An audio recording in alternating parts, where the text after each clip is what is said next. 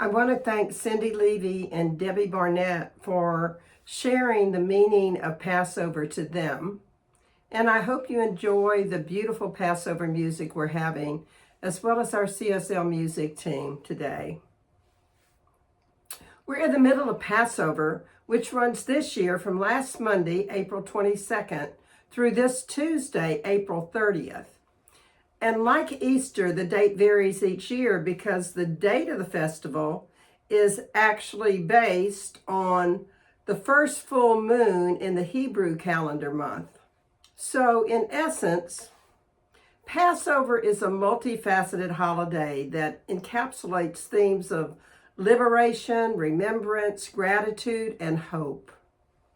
Through its rituals and symbols, it invites participants to engage in a journey of reflection, celebration, renewal, connecting the past and the present and future generations, and it's a shared story of freedom and redemption. But before going into more details, here's your question for the week. What is the one choice you can make today to choose to embrace freedom, to live with optimism and faith, and to celebrate all of life by doing good works and helping those in need? One more time. What is that one choice you can make today to choose to embrace freedom, to live with optimism and faith, and to celebrate all of life by doing good works and helping those in need? Passover is one of the most significant Jewish holidays, commemorating the liberation of the Israelites from the slavery in ancient Egypt. It lasts for 8 days and is a time of reflection and storytelling and celebration. And the holiday is rich in symbolism and tradition, and each component contributes to the depth of its meaning. It's a story of the Jewish people embracing their freedom and learning to let go of the past and to live with optimism and seeking to make the future a place where everyone is free and loved. It's still significant today because we can each remember not to allow our own thoughts or the actions of ourselves or others to enslave us anymore. At the heart of Passover is the story of Exodus, recounted in the Bible.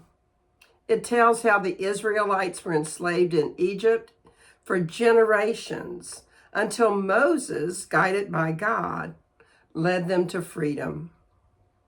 Now, Passover gets its name because God is said to have told Moses to tell the Israelites to paint lamb's blood on their doorpost. And then the angel would know that Jewish people lived there, and that angel of death would pass over the house and not kill the firstborn child, as it was doing for the Egyptians' firstborn sons on that eve of the Exodus. The 10 plagues, the parting of the Red Sea, and the receiving of the 10 Commandments at Mount Sinai are just some of the pivotal events in the narrative with which you will be familiar. The 5 major points of Passover are memory, optimism, faith, family, and responsibility. These struck me as the true heart of Passover, so I want to go into a little bit more depth on each of them. The importance of memory.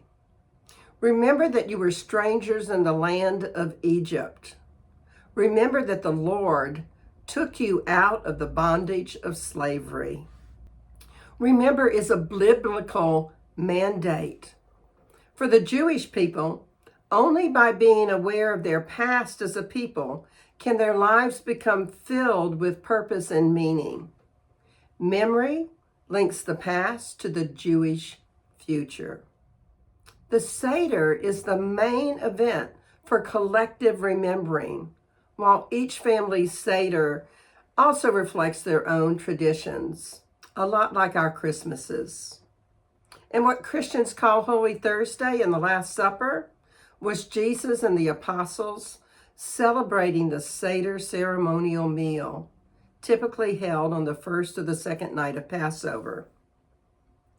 The Seder meal follows a specific order, which is outlined in the Haggadah, a text that guides participants through the rituals, prayers, and readings that are associated with the holiday. The Haggadah explains that despite numerous warnings, Pharaoh refused to end the suffering of the Isrealites and therefore endured 10 devastating plagues, the last of which was the killing of all of their firstborn sons. And as I mentioned earlier, God spared the children of Israel, passing over their homes. By eating matzah and bitter herbs and retelling the story of liberation from a life of slavery in Egypt, the Jewish people remember the story of the Exodus from Egypt. They were once slaves, now they are free, and never forget. Then there's the importance of optimism. To study the Passover story in depth is to recognize that the most difficult task Moses had to perform was not to get the Jews out of Egypt, but to get Egypt out of the Jews.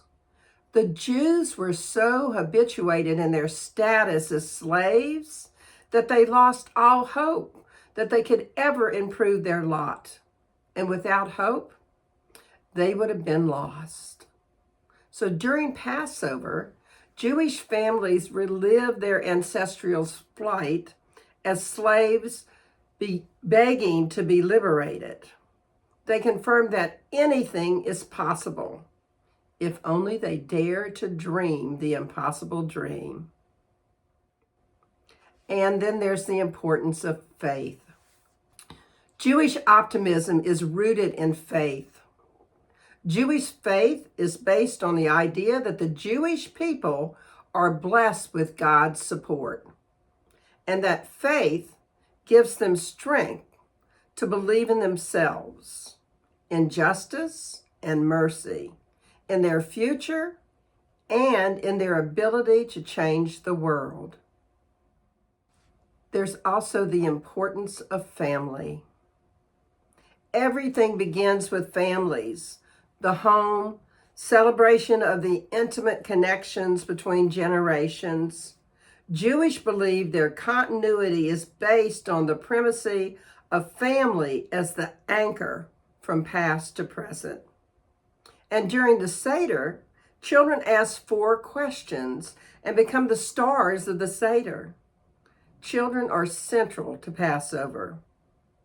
The sharing of the Seder is a way of connecting to the past that relies on the importance of family in Jewish lives.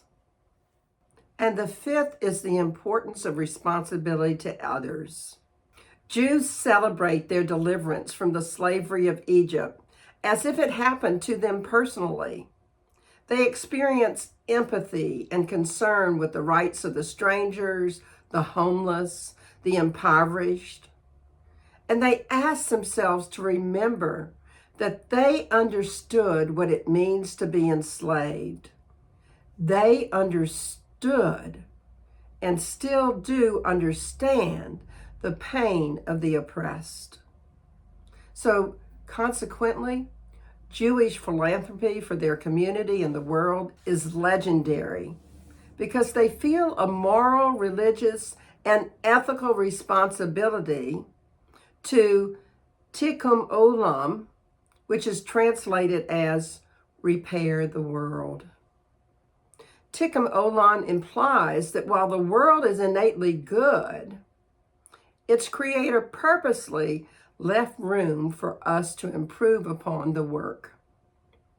All human activities are opportunities to fulfill this mission, and every human can be involved in Tikkun Olam by doing any activity that improves the world, bringing it closer to the harmonious state for which it was created. We've seen how Passover is a time for introspection, gratitude, and renewal. It encourages participants to reflect on their own journeys from oppression to freedom, both individually and collectively. It also serves as a reminder to work towards justice and liberation for all people who suffer from oppression. And there are many aspects of Passover that I don't have time to cover. But since the Seder meal is of such importance, I thought I might share a few aspects of the meal with you. The traditional Seder meal uses Seder plates, which consist of 6 parts: Beitza, Karoset, Kezeret, Karpas, Maro, and Zero. Beitza means egg and represents the Passover sacrifice from biblical times, and it symbolizes renewal, spring, the cycle of life. Karoset consists of fruits, nuts, spices, and wine, whose color and consistency reminds Jews of the bricks and mortars made by them when they were slaves. Kezeret is a vegetable that represents the type of slavery that the Jews endured while in Egypt. Many people have the custom of using romaine lettuce because it has a bitter root if it's left in the ground too long. And the Jewish people started work in Egypt voluntarily, but after some time, the work became slavery. Karpas is a green herb or vegetable such as parsley, celery, or watercress, and it's dipped in salt water, symbolizing the tears shed during slavery, as well as spring and rebirth. Mar literally means bitter, and mar on the Seder plate is a bitter herb or vegetable, something such as horseradish, and it symbolizes the bitter plight of enslaved Israelites. Zeroi is the shank bone symbolizing the Paschal lamb offered as the Passover sacrifice in the temple in biblical times. Sometimes it's a chicken neck or beets for vegetarians, but basically it's not eaten during the meal. And what would be a Seder without matzah? Central to the Passover diet is matzah, unleavened bread. Its significance lies in its connection to the hurried departure of the Israelites from Egypt, and they didn't have time to let their bread rise. Matzah serves as a symbol of humility, simplicity, and the haste with which the Israelites fled slavery. In addition to matzah and the 6 components of the Seder plate, a Seder also includes prayer, the telling of the story of Exodus during the meal, and 4 cups of wine. The first cup is for Kiddush, the second is for Magid, the third is for Birkat Hamazon, and the fourth is for Halil. The 4 cups represent the 4 expressions of deliverance promised by God in Exodus 6:6-7. I will bring out, I will deliver, I will redeem, and I will take. So each cup represents a different aspect of the story of Exodus: freedom from slavery, deliverance, redemptions, and release. And because everyone knows how much I love to pray, I'd like to end this Passover discussion with some of the prayers typically said during the meal. The Seder begins with Kiddush, a blessing over wine, sanctifying the holiday and the festival meal. It expresses gratitude for the sanctity of the occasion and the blessings of freedom. And it sets the tone for the Seder, emphasizing the importance of joy and celebration during this special time. Blessed are you, O Lord our God, King of the universe, who creates the fruit of the vine. Later in the meal, there's a blessing over the matzah before it's eaten, acknowledging God as the ultimate provider of substance. Blessed are you, O Lord our God, King of the universe, who brings forth bread from the earth. The book of Psalms, 113 to 118, are the Hallel, the Psalms of praise, and they're recited as a unit of praise and thanksgiving. These Psalms express gratitude to God for deliverance, salvation, and redemption. They're recited as a communal expression of joy and praise for the Seder, emphasizing the themes of freedom and gratitude central to the Passover celebration. For example, this is Psalm 118. I will give thanks to you, for you have answered me, and you have become my salvation. Another prayer that's recited during the Passover Seder is what participants pray as they pour a cup of wine known as Elijah's cup and leave it untouched, symbolizing the hope for the coming of the Messiah and the ultimate redemption of the world. The prayer expresses the longing for the fulfillment of this hope and the anticipation of a future era of peace and redemption. Elijah the prophet, Elijah the Tishbite, Elijah the Gileadite, may he soon come to us, ushering in the Messiah, the Son of David. I want to invite you to actually read from the Haggadah about the exact format of the meal and investigate more of the 11 different times prayers come into the meal. Passover is a reminder to engage in a journey of reflection, celebration, and renewal, connecting the past, the present, and future generations.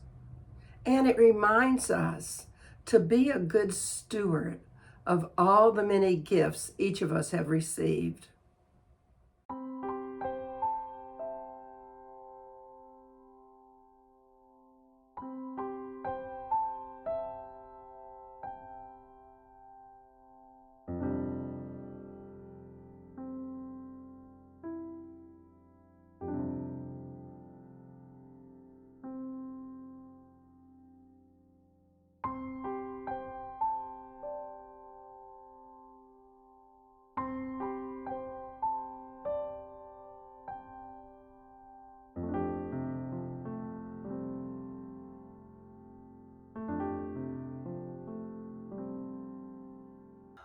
So in summary, how might you celebrate your own Passover and live free of any enslaving thoughts or actions? Realize the impact of memory. Know that the past is history, and remember, the important elements of your history help fill your life with purpose. And live with optimism and faith. Allow yourself to be fully liberated from the past. Know what you dare to dream can come true. And remember, you are blessed with God's support. And finally, embrace the importance of family and others. Allow your family or chosen family to be an anchor for you. Know the world is innately good, and you can still make it a better place to live. And use the Seder meal as an example of how to live all your life. So here's your affirmation for the week. How is it I so willingly, energetically, and effortlessly choose to embrace freedom, live with optimism and faith, and celebrate all of life by doing good works and helping those in need? So your challenge for the week is to make a conscious choice to recognize and embrace freedom, to be optimistic about your life, and to discover ways to help those in need. And find a way each day to notice if you are enslaved by any unkind or loving thoughts or actions towards yourself or others. Let's pray. We take a deep, nourishing breath and we just allow the significance of Passover to settle. We know that we are each children of the divine, that the God that is beauty and love and kindness and freedom is the God that lives right within each of us. And we are that beauty and kindness and freedom. And what I know to be the truth today is that we are recognizing ways in which we can make this world a better place, in which we can help people that appear to be enslaved in some way. And I am grateful for that. And it's from that gratitude that I release my words into the law of mind, spirit, and action, knowing the truth, that it's already done, that the divine yes has already been said. So I can just say amen, and we can affirm it together. And so it is. Thanks to everyone who continues to support us, and I hope that you will enjoy our offertory song.